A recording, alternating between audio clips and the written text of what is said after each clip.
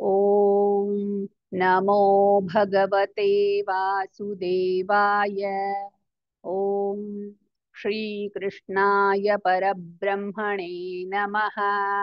अथ श्रीमन्नारायणीयम् अष्टषष्टितमं दशकं गोपीनां भगवत्समागमादिवर्णनम्।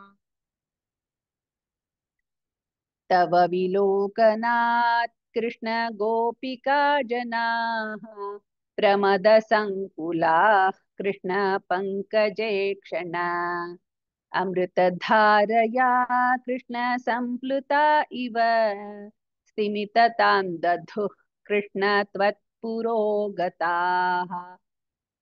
तदनु काचन कृष्ण त्वत्कराम्बुजम् सपदि गृह्णती कृष्ण निर्विशङ्कितम्। घनपयोधरे कृष्ण सन्निधाय सा पुलकसंवृता कृष्ण तस्थुषी चिरम्।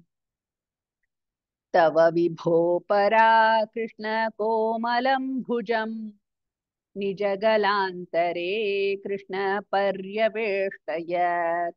गलसमुद्गतं कृष्ण प्राणमारुतं प्रतिनिरुन्धतीव कृष्ण अतिहर्षुला।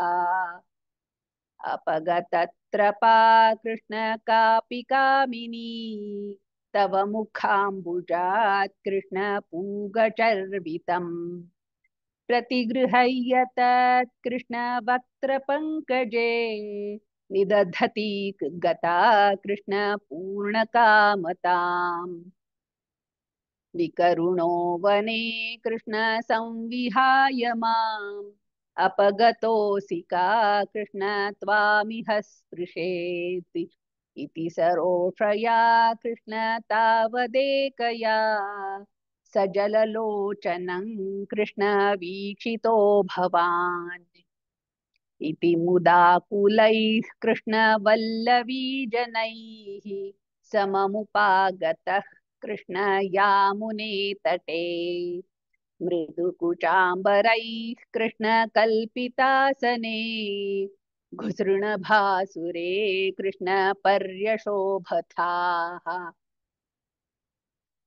कतिविधा कृपा कृष्ण केऽपि सर्वतः धृतदयोदया कृष्ण केचिदाश्रिते। कतिचिदीदृशा कृष्ण मादृशेष्वपीत्यभिहितो भवान् कृष्ण वल्लवी जनैः। अयि कुमारिका राधे नैव शङ्क्यताम् कठिनता मयि राधे प्रेम कातरे। मयि तु चेतसो राधे बोनुवृत्तये कृतमिदं मयेति राधे ऊचिवान् भवान्। अयि निशम्यतां राधे जीववल्लभाः प्रियतमो जनो राधे मीदृशो मम। तदिह रम्यतां राधे रम्ययामिनीष्वनुपरोधमिति राधे आलपो विभो। इति गिराधिकं कृष्ण मोदमेदुरैः व्रजवधूजनैः कृष्ण साकमारमन्। कलितकौतुकः कृष्ण रासखेलने गुरुपुरीपते कृष्ण पाहि मां गदात्।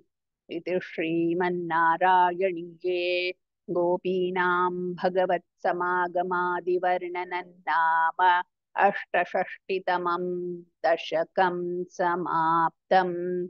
नारायणाखिलगुरो भगवन्नमस्ते। नारायणाखिलगुरो भगवन्नमस्ते।